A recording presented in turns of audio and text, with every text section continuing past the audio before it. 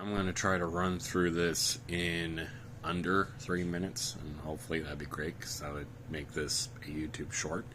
But more than likely, this is probably going to take like 5-6 minutes. Some laws have changed, as I have found out from a TV show that is only 50% accurate.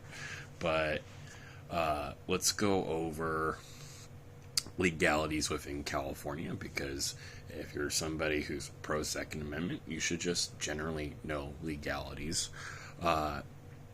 Let's talk about Penal Code 21510 or 21510, section banning of switchblades, gravity knife, or balisongs 2 inches or more.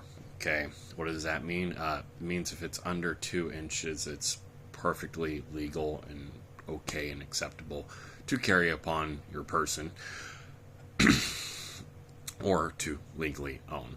Now, a bottle opener that opens up like a balisong or gravity knife does not count, obviously. Specifically, it is regarding knives. With that in mind, I've double-checked and actually triple-checked on that one to make sure that the under 2 inches or more is explicitly provided. This is one that gets confused a lot because there are actually a lot of knives that are essentially switchblades, gravity knives, or balisongs within California that are under 2 inches and are perfectly legal to carry. However, arresting officers have commonly made that mistake.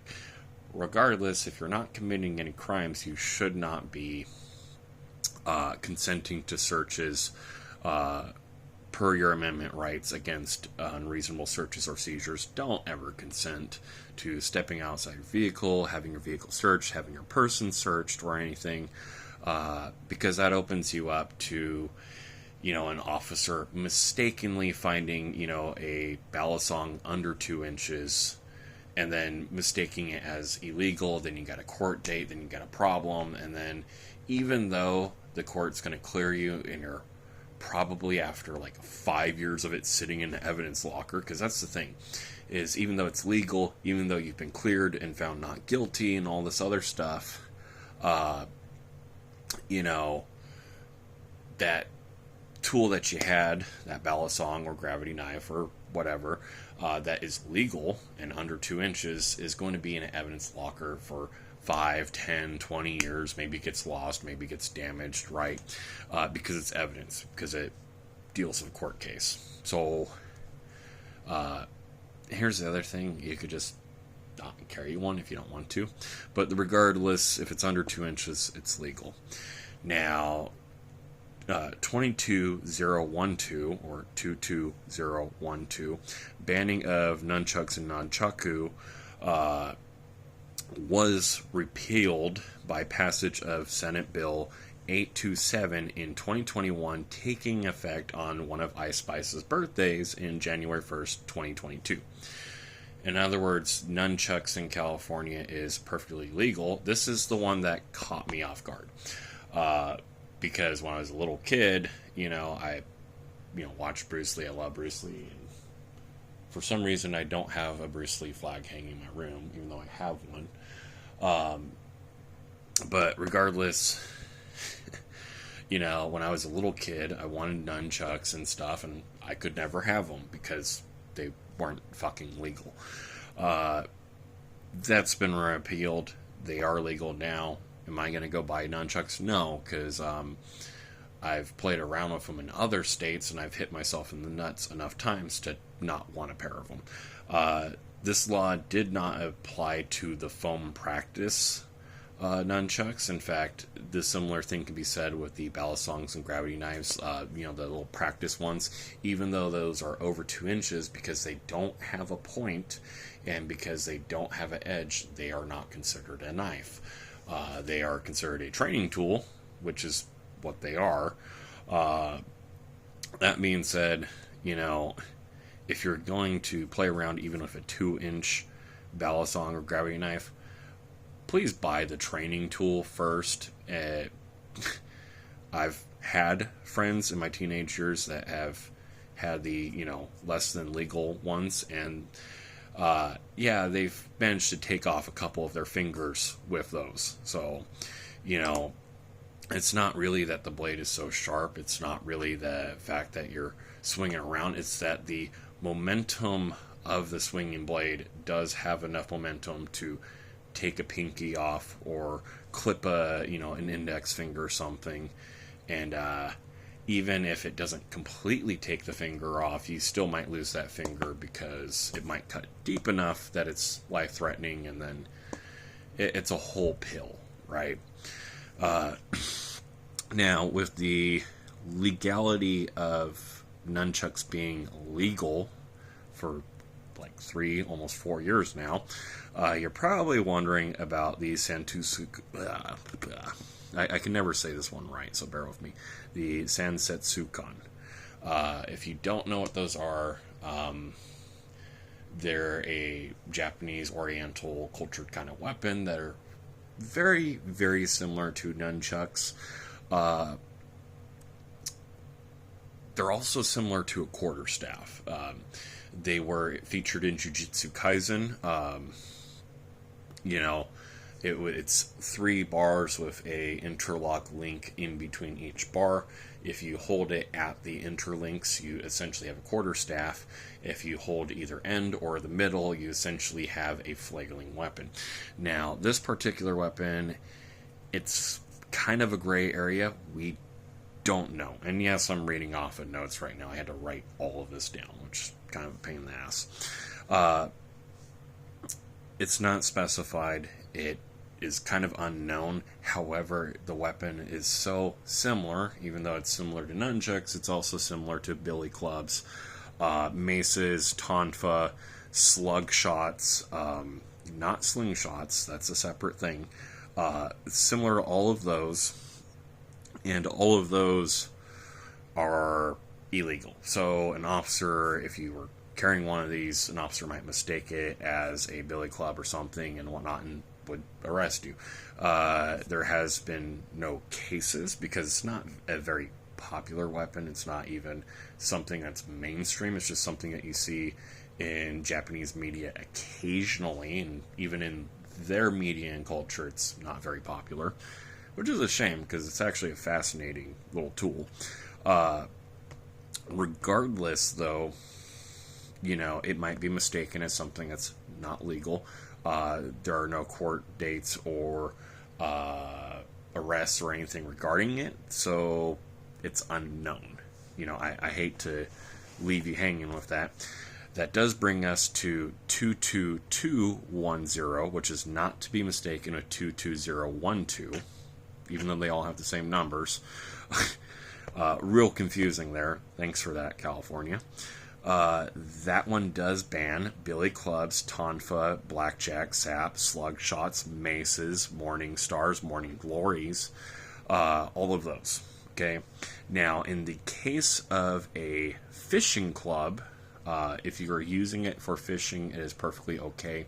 For those that don't know, sometimes when you drag a fish out of water and everything to humanely put it out of its misery, you would use a fishing club. Now, carrying that, if you're carrying it and you're actually fishing, perfectly legal. Now, if you enter a situation where you're fishing or whatnot and somebody attacks you and you have to reasonably defend yourself and you use that fishing club to reasonably defend yourself, perfectly legal.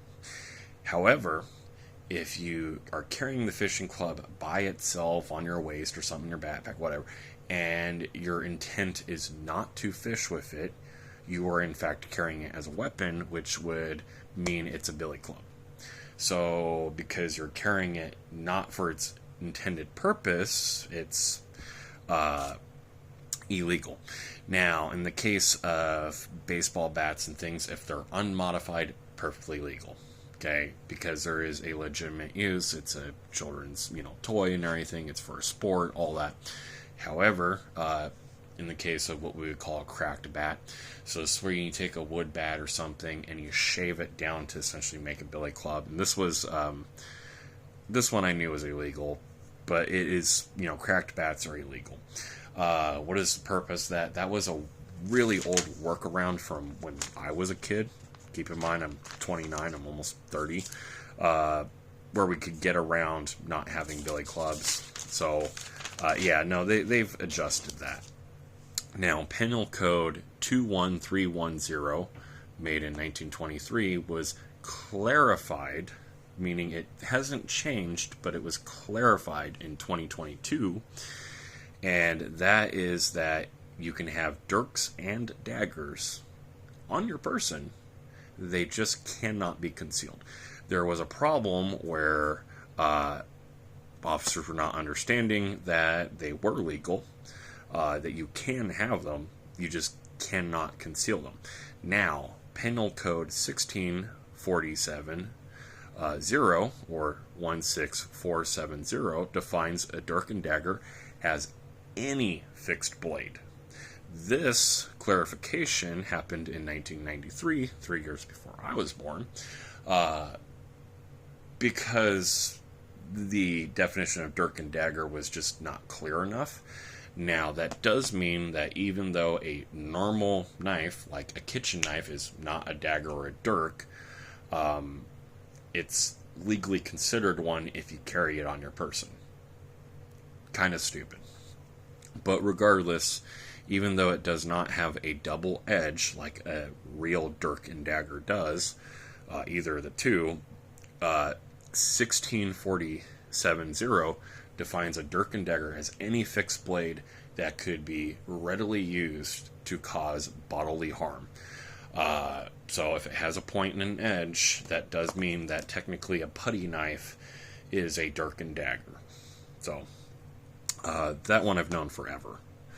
Now, Penal Code 20510 outlaws cane swords and other hidden weapons. 16340 defines any staff, stick, rod, pole, umbrella, etc. With a concealed blade as a cane sword, but belt buckle knives are not under this particular penal code. They are still illegal. I do want to clarify. Now, this one is kind of annoying because the definition of 20510 penal code should technically include belt buckle knives, but it doesn't. But belt buckle knives are illegal. What are they illegal under? Well, let me get in that. 22410 penal code prohibited shuriken and throwing stars. Penal code 17200 defines shuriken as anything with 3 or more radial points. Radial meaning circle, but not necessarily circle. I want to be clear on that. So something diamond shaped, something shaped like a square, a steel metal plate that has any kind of bladed shape that's meant for throwing. Diamond, square, rectangular, shaped like a playing card, shaped like a circle, any of those, right? Shaped like a star would qualify as a shuriken. Now, if you have something with 2 points instead of 3, and it's not radial, perfectly okay, provided that it has a handle. So again, that playing card shape, even if you didn't sharpen it on the one side, and you didn't sharpen the 4 corners, it still would technically count as a shuriken. In fact, there was a court case a while back where somebody threw a normal playing card, not even a metal one or anything, at somebody, cut them, and that got qualified as a shuriken. California law is a little ridiculous. A little far-reaching sometimes. Now, 22410 penal code does include a belt buckle knife. Why? I don't know. It does include that, even though it should technically be under 20510. So that's just a little weird to me. Now, in the case of Oakland and LA specifically, in regards to 21310, in the case of dirks and daggers, they also require it to be under some kind of lock or latch. A magnet does not count. So, on the K-bar, they have the little strap for the handle so that stays in its sheath. That would be legal, except it needs to be under 3 inches. And most K-bars are above 3 inches, so in the case of Oakland or LA, you could not have it on your person. You could not have it in your vehicle, because having these things in your vehicle does count as on your person. Now, you might be wondering in the case of a double-edged folding knife, because that actually is technically a dirk and dagger, even though it's a folding knife. And 21310, even though 16470 does define a fixed blade, in the case of a double-edged folding knife, it is in fact a dirk and dagger. So you do have to carry it open carry on your person. If you take a regular folding knife with a single edge and you put a second edge on it, you would have to open carry it. And they make little, like the phone cases, they make little things like that where you put it in there and do that. That does also mean that a fishing knife with like the little fishing hook and everything that has its little double edge does also count as a dirk and dagger. So if you're fishing with that knife, you do have to make it readily apparent on your person. Which, by the way, I do want to clarify, and this is one that I've known about for a while. I don't even need to write this one down. This is just knowledge because I live in California. In your backpack does not quantify as a loophole or a workaround. Putting something in your backpack would mean it's on your person. So, if it's visible on your backpack where somebody looking at you could just rarely see it, perfectly legal. But inside your backpack would be illegal because you're concealing it. In the case of that is, with the car, with a car, a motorcycle, putting those there would be illegal. Now, in the case of like a car or something, if you put it like on the dashboard where somebody could see it in the window, that would still be illegal. If you put it in your glove compartment, that would still be illegal. No matter where you put it in your vehicle, that would still be illegal. So, even though somebody could readily see it through a window or something, it's illegal on your person, right? So dirks, daggers, any of those on your person. In the case of balisong switchblades and all those, if they're under 2 inches, they don't count as anything. If they're 2 inches or larger, they're illegal. It doesn't matter if they're readily apparent, if they're on your person, if they're visible. It doesn't matter if they're concealed. They're hands down illegal. Now, you might be wondering with 22410, I don't know this for certain because I'm not a lawyer, but technically, like the fourth Hokage's little knife with the 3 points, and because it has a handle and it's not a radial shape, that technically would not count as a shuriken, even though in Naruto they call it a shuriken. In the case of kunai are perfectly legal. In fact, I actually used to have one. That one rusted out and had to be disposed of. Oh, and not really a law per se, but more of just a heads up. If you have to dispose of a knife or something, I really recommend, if it's a fixed blade of any sort, really strongly recommend just bending or snapping it so that, if homeless people are digging around the dumpster, they don't go try to knock over a liquor store. In fact, recently I had to throw away a fireplace poker. I bent that one all the way at a 50-degree angle. Just raw muscle. That was a kind of a, what's the word? A big self-esteem bump, right? But anything like that, just strongly recommend if you can disable it somehow, whether it's like snapping a handle or bending or breaking it, before you throw it away. It just, precautionary. You wouldn't want to throw away like a fireplace poker and then get robbed with one. So, there is that. With that in mind, that's not to say that all homeless people are violent or something ridiculous. But in the case of like our state, California, there are a lot of them, and some of them even form like their own little gangs and do crime. Unfortunately, that's the reality, is that the laws regarding certain things like shoplifting are so lax that you have individuals who engage with one crime and eventually, kind of like in the theory of a gateway drug, they go and commit other crimes. Now, the theory of a gateway drug, by the way, is completely stupid and asinine, and this is coming from somebody who's like 11 years clean. Your theory is not correct.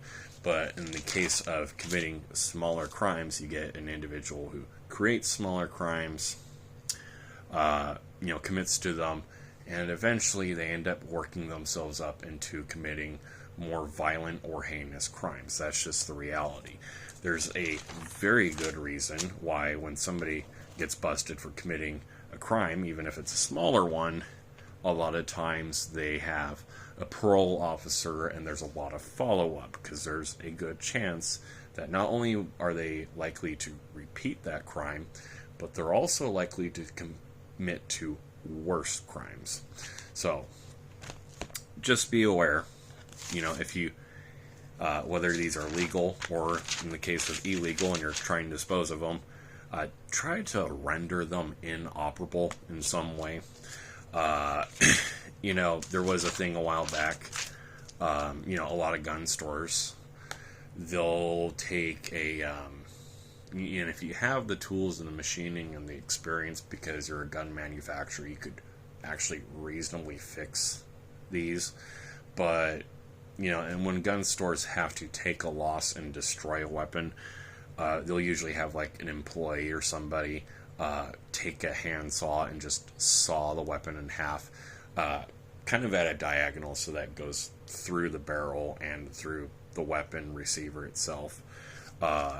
And I know this because there was a thing a while back where they had an underage employee, not a company, but a store, and the underage employee, people asked him, "Oh, hey, can I have that?"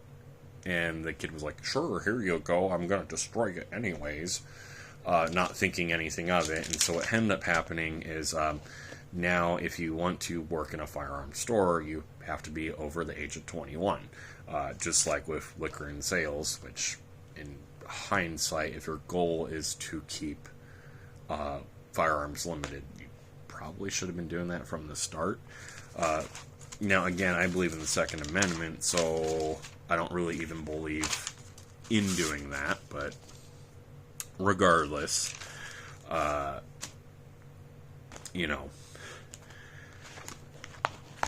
if you throw anything like that away, legal or not, just destroy it somehow. Snapping it in half, breaking it in half, generally is the legally viable and actually practically viable option a lot of times. If you're snapping a knife in half or something, or a cane sword, obviously it's sharp, so you're probably going to want to wear a good pair of gloves. There are knife-resistant gloves at Home Depot and like the garden department or something. And you're going to need a vise and probably a pipe wrench. All in all, that should only run you like $50. And, you can use those for other things. Or you can go to the thrift store and find them, probably like for like $5-10.